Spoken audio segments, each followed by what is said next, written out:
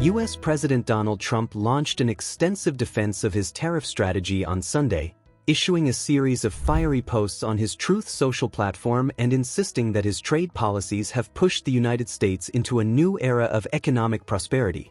Calling his critics fools, Trump argued that tariffs have transformed the country into the richest, most respected country in the world, and claimed they have generated trillions of dollars in federal revenue. In one of his longest posts, Trump wrote, "People that are against tariffs are fools. We are now the richest, most respected country in the world, with almost no inflation and a record stock market price. 401ks are highest ever. We are taking in trillions of dollars and will soon begin paying down our enormous debt, $37 trillion. Record investment in the USA, plants and factories going up all over the place.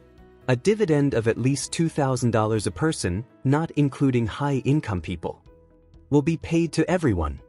Trump did not explain how or when the proposed $2,000 dividend would be distributed.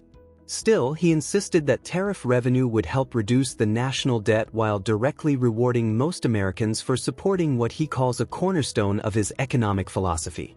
He also argued that his policies are driving a surge in domestic manufacturing investment, saying businesses are pouring into the USA only because of tariffs. The president also went on the offensive in a separate post, pushing back against legal challenges and questioning whether the Supreme Court understands the extent of his authority. He wrote, "So, let's get this straight?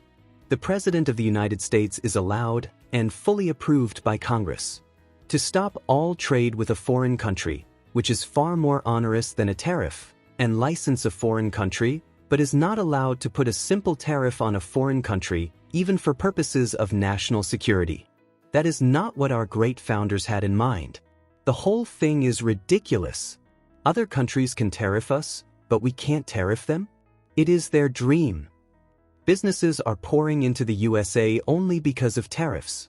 Has the United States Supreme Court not been told this? What the hell is going on?"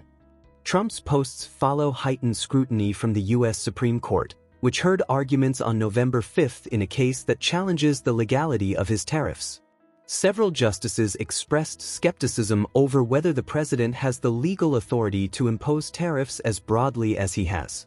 If the court strikes down the policies, the administration may need to issue more than $100 billion in refunds, potentially eliminating one of Trump's most central economic tools heading into his second term.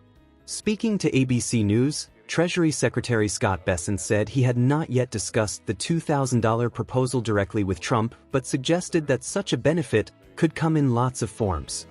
He pointed to existing items on the president's tax agenda, including eliminating taxes on tips, overtime, and Social Security, and allowing deductions for auto loans. Trump has repeatedly described tariffs as his strongest economic weapon, claiming they are essential for reducing America's trade deficit and bolstering domestic manufacturing.